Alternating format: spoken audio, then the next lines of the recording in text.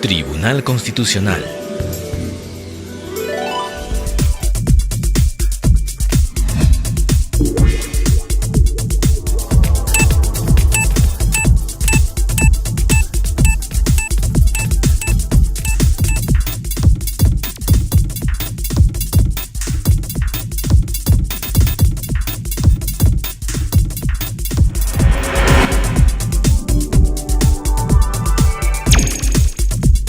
Bienvenidos a la edición del lunes 27 de agosto de 2012 de su noticiero TC al Día, programa producido por el Tribunal Constitucional. A continuación les presentamos nuestros titulares. La reforma de las AFP fue el tema que abordó el programa Tus Derechos. El Tribunal Constitucional y la Academia de la Magistratura organizaron primeras jornadas de docentes de Derecho Constitucional. La reforma a las AFP fue el tema que se abordó en el programa Tus Derechos. El primer invitado fue el economista Jorge González Izquierdo, quien se mostró en contra de la reforma. Este sistema ya tiene 20 años de instalado en el país y verdad que ha cumplido una serie de beneficios, digamos. Pero lo que no hay que perder de cuenta nunca, y mucha gente está confundida en eso, es que la principal razón, la razón de ser del sistema privado de pensiones es una sola. ¿Y cuál es? Maximizar la pensión de jubilación de los trabajadores que le confían sus ahorros durante años al sistema privado de pensiones. ¿Y por qué digo esto con tanto énfasis? Porque escucho de mucha gente, políticos, ejecutivos del gobierno, decir que el sistema privado de pensiones, por ejemplo, hay que usar esos recursos para hacer carreteras, hay que usar esos recursos para llevar a desarrollar, invertirlos en el Brain, y decir, no. El sistema privado de pensiones tiene una sola función y un solo objetivo, que es maximizar las pensiones de jubilación de los trabajadores que le dan sus ahorros durante años. Nada más. Eso yo sostengo es de que el sistema privado de pensiones beneficia a gente que tiene relativamente ingresos medios para arriba, claro, y 20, 30 años para aportar. Pero la gente que tiene ingresos pequeños y aporta poco, o sea, ingresos pequeños y poco tiempo aportando, es decir, de cincuentones para arriba, no les conviene el sistema privado de pensiones. Eso es muy importante. Tienen doctor. que irse al sistema público de pensiones. Claro que en el sistema público, ustedes saben que tienes que haber hecho 20 años de aportes para tener derecho a una pensión como mínimo, ¿no? Pero mucha gente se fue al sistema privado por la novedad y se ha encontrado con que han aportado 10, 15 años el sueldo mínimo, un poco más del sueldo mínimo, y están recibiendo una pensión chiquita, pues.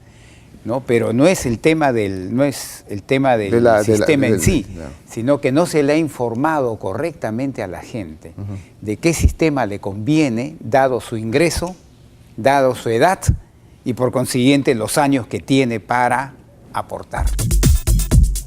De otra parte, la economista Lorena Macías expuso cuáles son las razones por las cuales se encuentra a favor de la reforma de las AFP. En mi opinión, esta es una ley positiva, digamos, tiene avances en el sistema, porque, por ejemplo, por el lado de ampliación de cobertura, ¿no? Con esta nueva ley se está obligando a los trabajadores independientes a aportar, ¿no? Y esto no solamente permite que hayan más trabajadores que aporten, pero también permite que las lagunas que hay de falta de aporte a lo largo de la vida laboral de una persona se puedan completar, ¿no? Y de esta manera hayan más aportes y las pensiones puedan ser mejores. Hoy en día uno está obligado a aportar cuando es dependiente, trabajador dependiente, y no está obligado a aportar cuando es independiente, es voluntario. Entonces, si un trabajador dependiente se cambia de un trabajo regular con una empresa y luego pasa a trabajar, digamos, por su cuenta, en consultorías, por ejemplo, ya no va a aportar. Entonces, a lo largo de su vida laboral tendría menos veces que aporta. Bueno, y eso definitivamente es positivo. Pero claro, al obligar a los independientes a aportar, se completan esas lagunas y es positivo porque impacta en forma positiva en la pensión. ¿Qué otro? Con éxito se realizaron las primeras jornadas internacionales de docentes de Derecho Constitucional organizadas por el Tribunal Constitucional y la Academia de la Magistratura. El evento fue inaugurado por el presidente del Tribunal Constitucional, magistrado Ernesto Álvarez Miranda. Para mí, como ustedes comprenderán, es un gran honor, una gran satisfacción haber podido culminar la etapa de organización de este evento con este marco prácticamente abrumador. Nosotros, desde hace más de 20 años, en algunos casos más de 30, hemos elegido el derecho constitucional porque pensábamos desde un inicio de que el haber elegido la carrera del derecho nos impulsaba a buscar la justicia, a buscar el equilibrio, a buscar la equidad entre los que nada tienen frente a los que detentan el poder en sus distintas formas. Y el tiempo no nos ha quitado razón, al contrario, ha confirmado nuestra pretensión, nuestro anhelo, nuestra vocación juvenil, y hoy en día podemos orgullosamente, posiblemente no con las ventajas económicas de otras disciplinas, pero sí con el corazón satisfecho de realizar cada día la labor que pensaba el joven o la joven que postuló a la universidad a estudiar Derecho. Tenemos el gran orgullo de conocer y enseñar y transmitir la disciplina que más y mejor hace justicia y propugna la justicia en una sociedad como la nuestra que tanta falta le hace. Nosotros tratando siempre de aterrizar los principios y las doctrinas que enseñamos. Esa relación, esa honestidad intelectual, esa vocación que tratamos de transmitir cada día, la tenemos que mejorar, la tenemos que homogenizar en la medida de lo posible. Tenemos que enseñar los contenidos básicos, necesarios y suficientes, tanto en Lima como en la ciudad o población más alejada del país. Por eso es que mis colegas y yo hemos decidido desde un inicio dar respaldo a este evento, porque el tribunal durante 10 años cumplió una etapa de desarrollo y promoción de su jurisprudencia ante los jueces y fiscales de todo el territorio. Declaro, por tanto, inaugurado estas jornadas, estas primeras jornadas de profesores de Derecho Constitucional. Muchas gracias. El primer tema desarrollado fue el Tribunal Constitucional y la enseñanza del Derecho Constitucional, y fue moderado por el presidente de este alto tribunal, el magistrado Ernesto Álvarez Miranda. Destacó como ponente el profesor alemán Lothar Michael. Muy buenos días. Tenemos ya de parte de la organización del evento, les solicito en forma encarecida disponer de no más tiempo que de 20 minutos. Tengo entendido que hablará el profesor Lothar Michael, profesor de Derecho Constitucional en la Universidad de Düsseldorf, en Alemania. Él va a tratar precisamente la influencia mutua de la jurisprudencia del Tribunal Constitucional y la enseñanza del Derecho Constitucional en Alemania. Él es titular de la Cátedra de Derecho Público de la Universidad de Düsseldorf, Heinrich Heine University. Sin otro preámbulo, dejo en el uso de la palabra al profesor Lothar Michael. Ich möchte heute sprechen über die wechselseitige Beeinflussung der Rechtsprechung des Bundesverfassungsgerichts und der Verfassungsrechtslehre in Deutschland. Ich möchte dies in 3 Schritten tun. Sie können das anhand meines Thesenpapiers, das Ihnen vorliegt, mitverfolgen in 3 Schritten und die insgesamt 12 Thesen und eine kleine Schlussbemerkung dazu anschließen. Zum ersten Teil möchte ich zunächst sprechen über den deutschen Rechts- und Verfassungsstaat als Justizstaat. Meine erste These dazu lautet, dass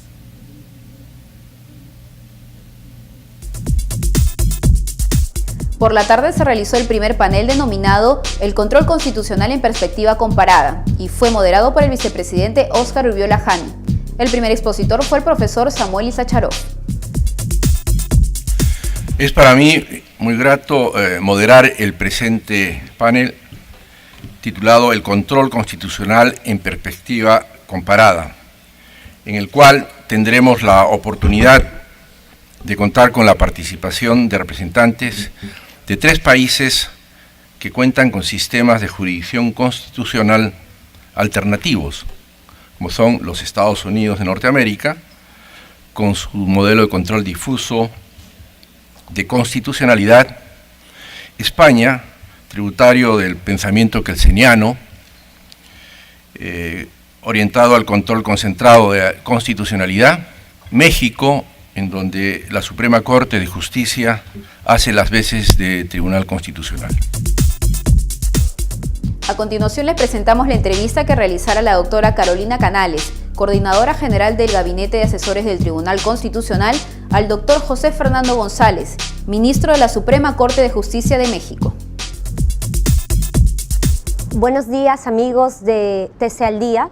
El día de hoy, en el marco de las primeras jornadas internacionales de docentes de Derecho Constitucional que organizan el Tribunal Constitucional del Perú y la Academia de la Magistratura, tenemos el placer y el honor de contar con la presencia del señor ministro José Fernando Franco González Salas, ministro de la Suprema Corte de Justicia Mexicana, especialista en los temas que nos abocan el derecho constitucional y sobre todo un creador de derecho a partir de su experiencia como juez. Bienvenido, señor ministro. Muchas gracias, Carolina. Es un gusto estar aquí con ustedes. Tal vez una primera pregunta sería, ¿cuáles son las funciones de relevancia constitucional que tiene la Suprema Corte de Justicia de México a partir de las reformas que vienen implementándose? Mire, yo creo que sintetizando podría yo decir que son los 3 procedimientos de control constitucional: el juicio de amparo, las controversias constitucionales y las acciones de inconstitucionalidad, que permiten en un marco, a raíz de las reformas constitucionales de los últimos años, tener una protección muy amplia de los derechos fundamentales y de la regularidad en el funcionamiento de las instituciones del Estado mexicano. 2 de esos procedimientos, tanto el juicio de amparo como la acción de inconstitucionalidad, protege a órganos del Estado y a particulares en contra de actos o resoluciones e inclusive normas generales que puedan ser violatorias del orden constitucional.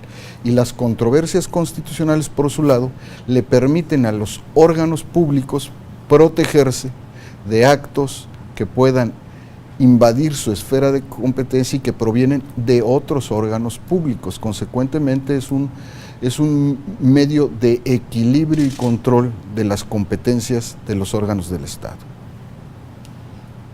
Sabemos que el juicio de amparo tiene un origen y una raigambre fuertemente en la tradición jurídica mexicana.